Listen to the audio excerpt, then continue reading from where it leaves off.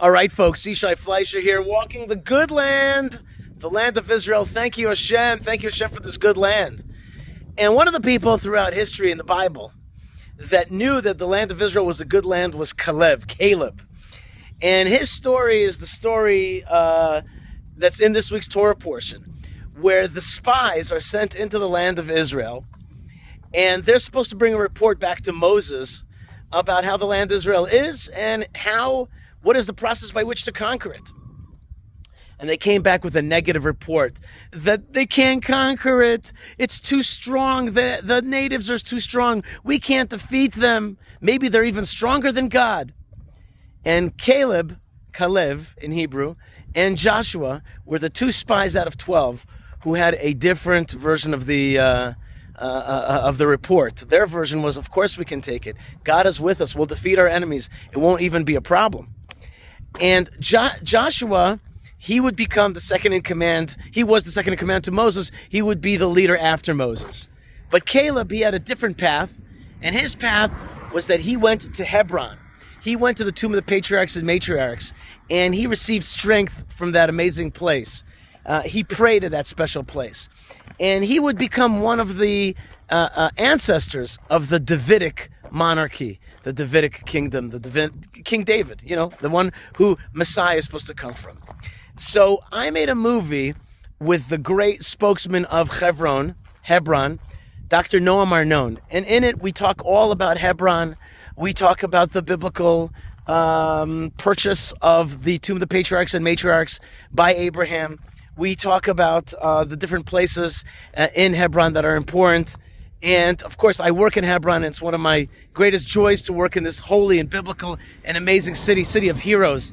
So I want you, for this Shabbat, Parshat Shlach, the Torah portion of Shlach, I want you to enjoy this film that I made a few years ago called Secrets of the Machpelah, Secrets of the Tomb of the Patriarchs and Matriarchs, which is found in beautiful Hebron. I hope that after this movie, you will be inspired to come and visit and connect with us there.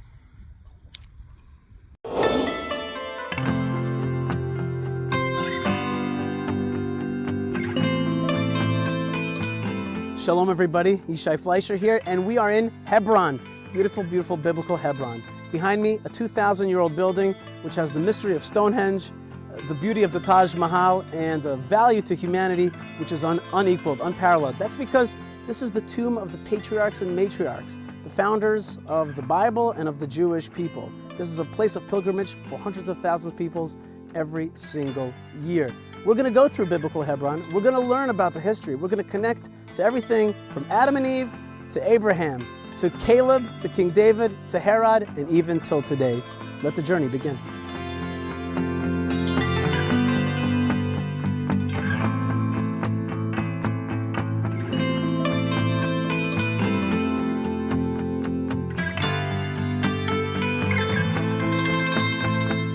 All right, folks, I'm here with Noam Arnon, who is the legendary spokesman of the Jewish community of Hebron, and also a scholar and a historian of the Ma'arat HaMachpelah, the tomb of the Patriarchs and Matriarchs. Maybe, Noam, you could shed some light on the mystery of this building.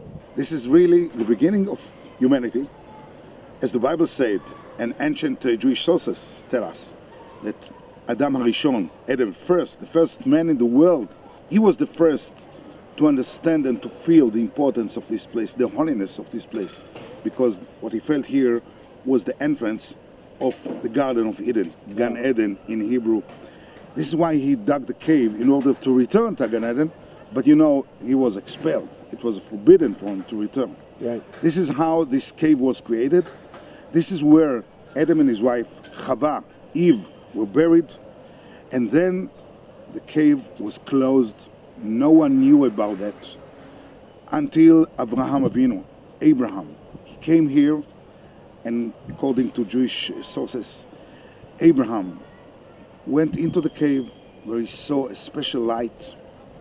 He felt a special smell and feelings. He heard the angels singing in the Garden of Eden, and this is why Abraham desired to purchase this place in order somehow to be connected to this special experience that he felt.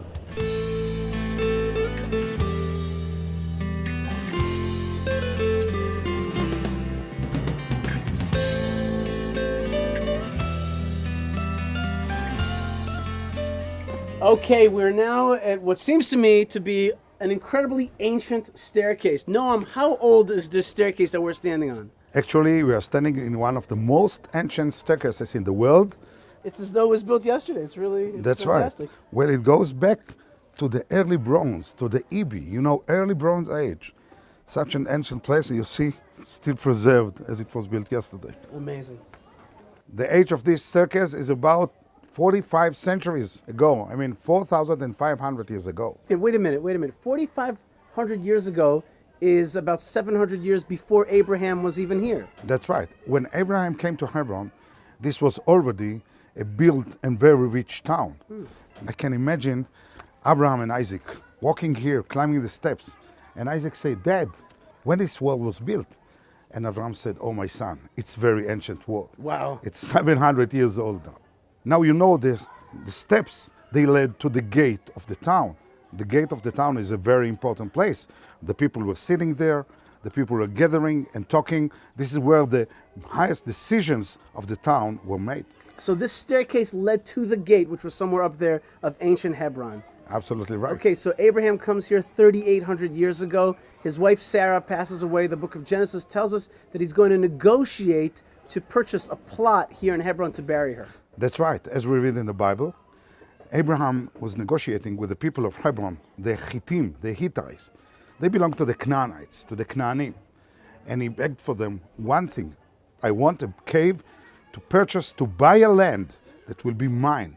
I want to bury Sarah in our family plot. So he didn't want to receive it as a gift, and the Bible is going to record a kind of interchange and negotiation between himself and Ephron the Hittite. And Ephron is going to say, "Here, I've given it to you as a present. You're a very important person amongst us. You're a prince of God. Here, I give it to you in an honorific Middle Eastern fashion. I give it to you." Abraham says, "No, I don't want you to give me any presents." Of course not. Abraham insisted on paying money, silver, for the place, for the land. He wanted this place to be his own. Not as a gift of anybody, of somebody else, but to be his property for himself, for his family, and for the people, for the nation that would rise from him and on.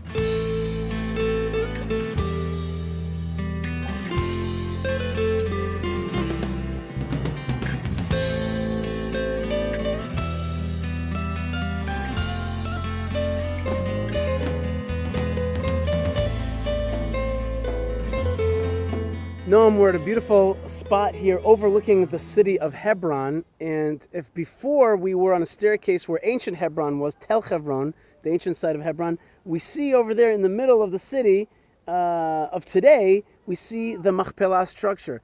This is the structure that King Herod built atop of the tombs of Abraham, Isaac, and Jacob, and the matriarchs as well. But I'm guessing that this is not where town was, where the city was in the ancient days. Exactly. This is Emek Hebron, the valley of Hebron. All this area was the fields of the town. The town was here on the top of the mountain. Imagine all this area are fields around. In the end of the field, where the mountain begins to climb, between the rocks, there is a cave. And this is the very first place that belongs to the Jewish people in the land of Israel. And this is where Avraham said, "This is the place I want to put Sarah." He loved her so much. There's an element of romance in the Machpelah. There's an element of couples. That's why I like to say Hebron is for lovers. That's right. That's right. Here we have fathers, but fathers alone can do nothing. With the fathers and the mothers together, they can create a nation, they can create a future, create mankind. This is what they did.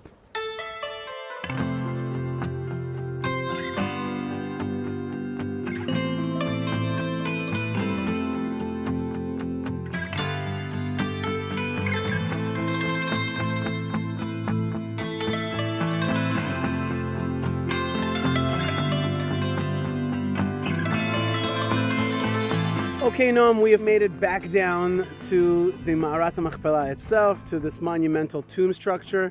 We went through Abraham, why he buried Sarah here and the rest of the biblical family. We talked about Adam and Eve being here even before that. Now we're at the Second Temple period, and this strange king, Herod, decides to build this building. Who is Herod? Why does he build this? Well, Herod, as you said, quite a strange personality. Actually was a very ambitious and, by the way, a very successful king. He ruled on Judea 33 years under the Roman Empire. We have to remember one very, very basic fact. Herod was Jewish. His grandfather was converted. And as a Jewish king, he decided to eternalize and to perpetuate the Jewish heritage by building two very, very important and basic structures. One is here, atop of the cave of the Jewish fathers and mothers to symbolize the Jewish beginning, the foundation of Jewish nation, and the other one is Temple Mount, Bet HaMikdash in Yerushalayim, which symbolizes, of course, the most important and holy place of the Jewish nation. These two structures are actually one by design. You can see the same stones today in the Western Wall, in the Kotel HaMa'aravi. Right, they look the same. They've got these frames, the framed Herodian stone. Exactly. So this is how he connected these two symbols to actually one eternal chain, beginning here, the forefathers, and going to Yerushalayim. And the most important thing is, this building is standing intact. No brick is missing. It's here as it was built 2,000 years ago. Wow. And still being used for the same purpose it was built for, to symbolize the fathers and to be a place of prayer, of worship. This Jewish magnificent structure stands here and symbolizes the Jewish eternity.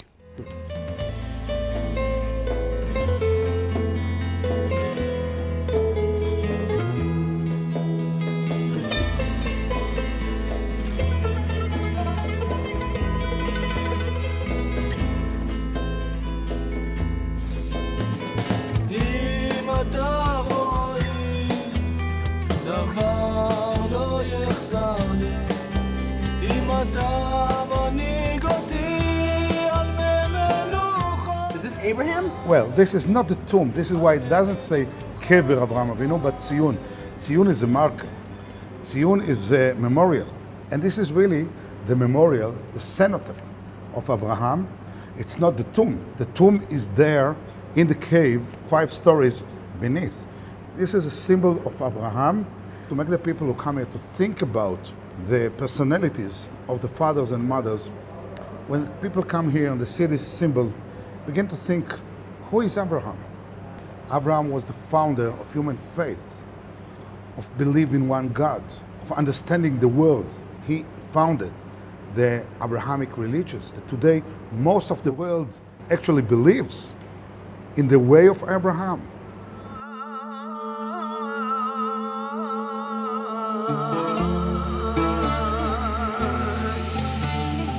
And you see so many people come from all over the world to pray here, to visit here, to worship here, knowing that somewhere the fathers are here, but where is the cave? Well, this question was mysterious. So for many years, many people tried to find it and they failed. No one returned alive.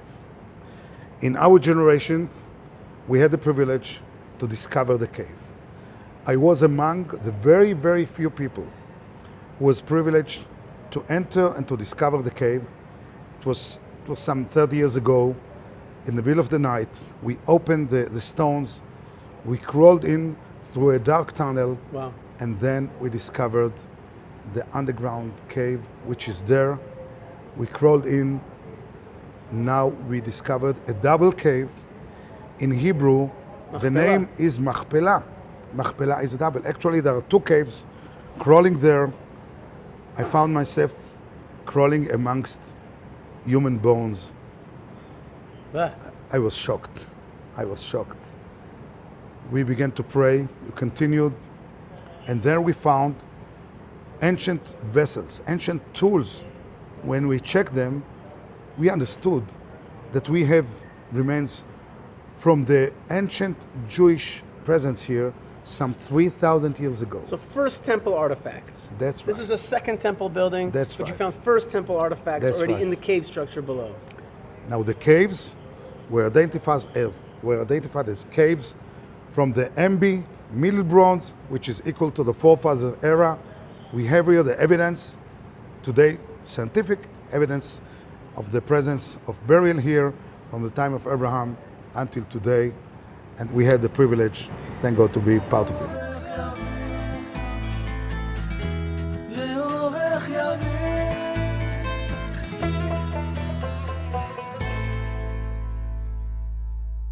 Okay, Noam, right now we're next to the cenotaph, the tziyun, the memorial of Jacob. You know, the book of Genesis ends with Jacob talking to his children, and this was not in the land of Israel, but in Egypt. And he says to them, don't bury me here in Egypt. Take me back to the tomb of the patriarchs in Hebron. And he describes again the purchase, and he makes a big deal out of it. And yet again, the Torah spills a lot of ink trying to remind us about the story of the purchase of Marat HaMachpelah. Of course. Jacob, in his last will and testimony, Jacob decided to say to his children, one thing, take me home. Return me back to where my fathers are. When they will bring me to Hebron, and they will know where the location of the fathers, where Abraham and Yitzchak were, this will connect them to the idea, to the faith. You see, the children of Jacob are the children of Israel. We are the children of Israel. We are Israel. We continue Jacob. And when we established a state, we called it State of Israel. And today I feel that we, the children of Israel, return to Jacob saying, Father, you see, we have returned. We have come back home. We came back.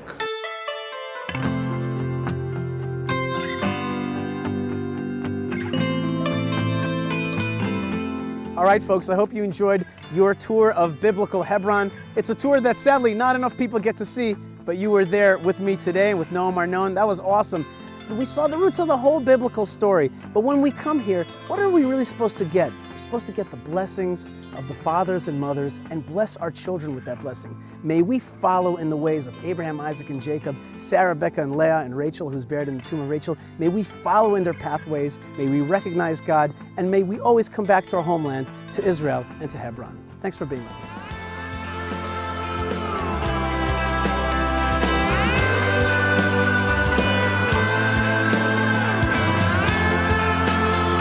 All right, everybody, I hope you enjoyed my walking tour of Hebron with Noam Arnon, and I just want to wish you a Shabbat Shalom and blessings from the good land, the land of Israel. And one easy way to connect with the land of Israel is to subscribe to this channel and be a part of our connection and our passion and our love for the land of Israel, for the Jewish people, for the Torah of Israel, and passion and friendship to those who love Israel. God bless you folks wherever you are, and shalom.